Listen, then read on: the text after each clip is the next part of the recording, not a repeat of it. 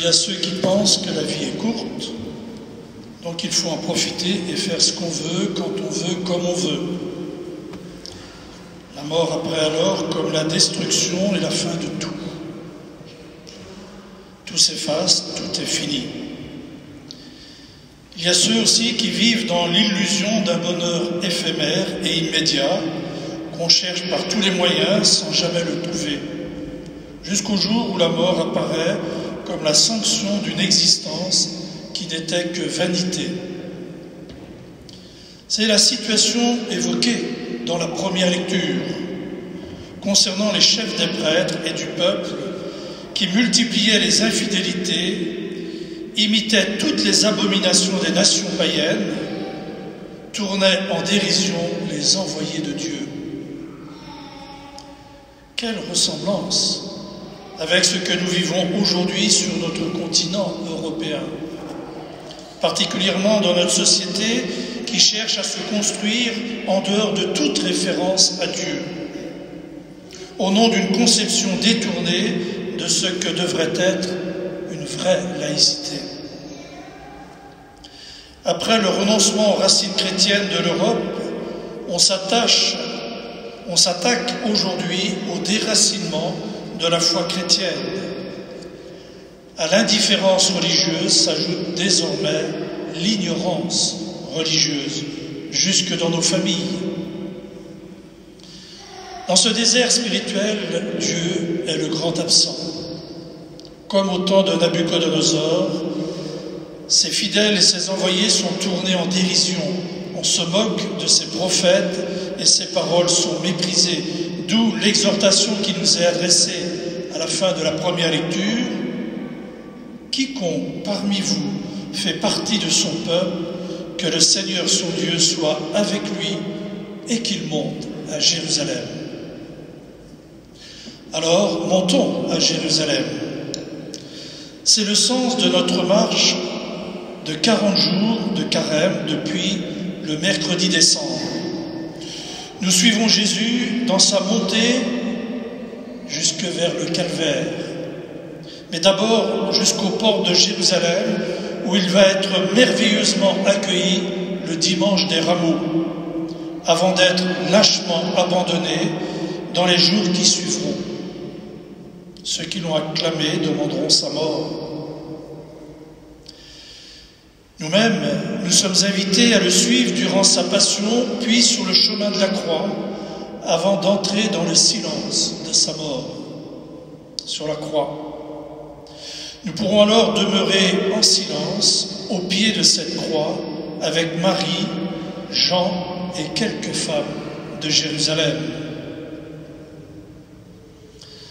Frères et sœurs, cette marche nous conduira dans la nuit pascale, puis au matin de Pâques.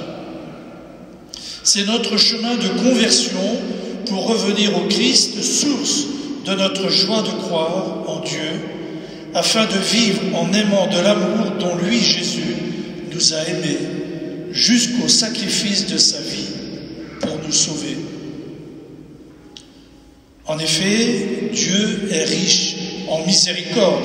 Il nous a donné la vie dans le Christ, affirmait l'apôtre Paul au début de sa lettre aux Éphésiens, la deuxième lecture, précisant que Jésus nous a sauvés à cause du grand amour dont il nous a aimés.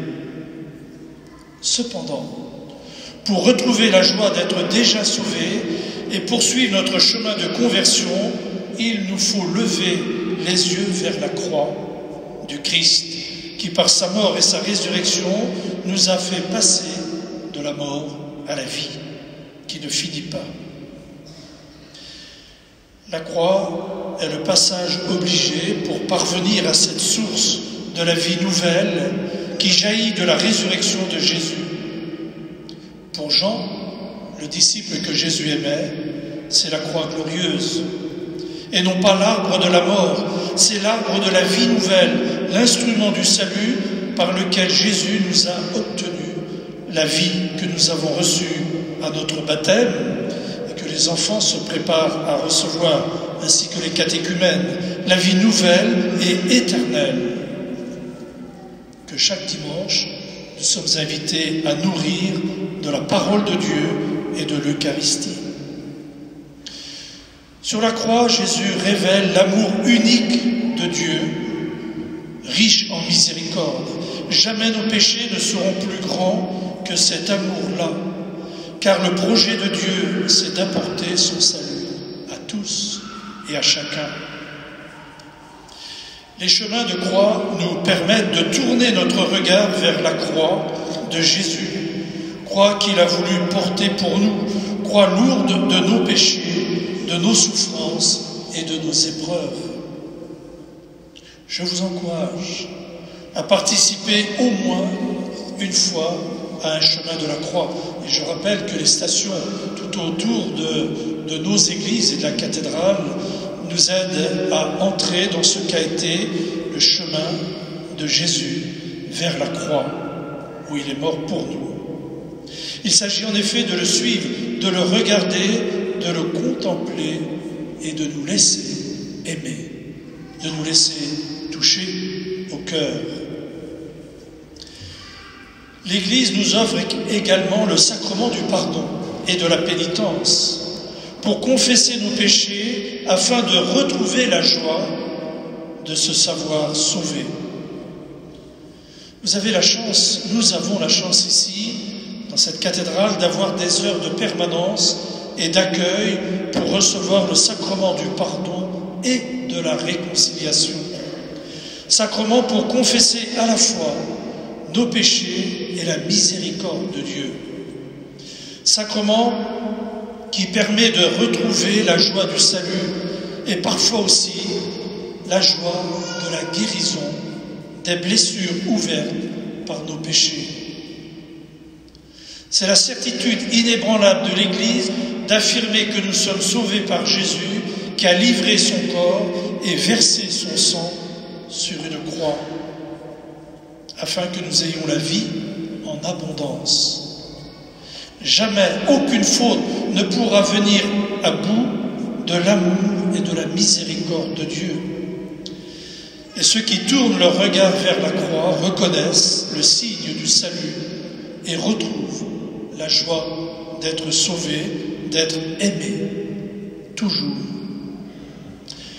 Voilà, frères et sœurs bien-aimés, ce qui fonde notre joie de croire et notre bonheur de vivre et d'annoncer la joie de l'évangile du salut.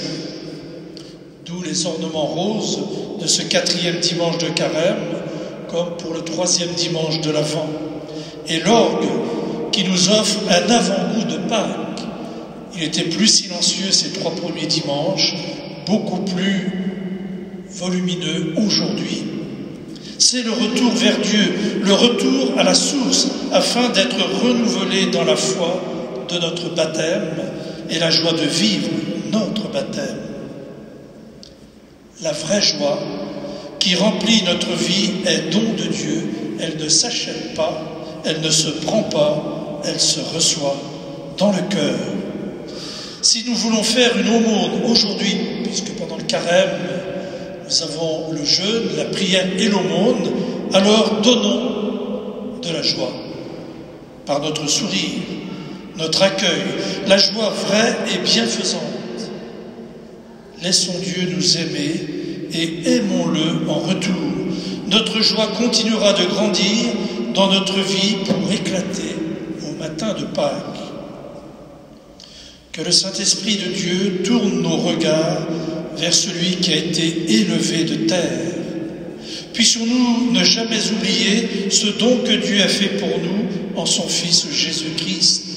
Que la grâce divine produise en nous des fruits de justice et de fraternité, de paix et de la joie qui rayonnent de notre prière et de notre relation personnelle avec le Christ ressuscité. Amen.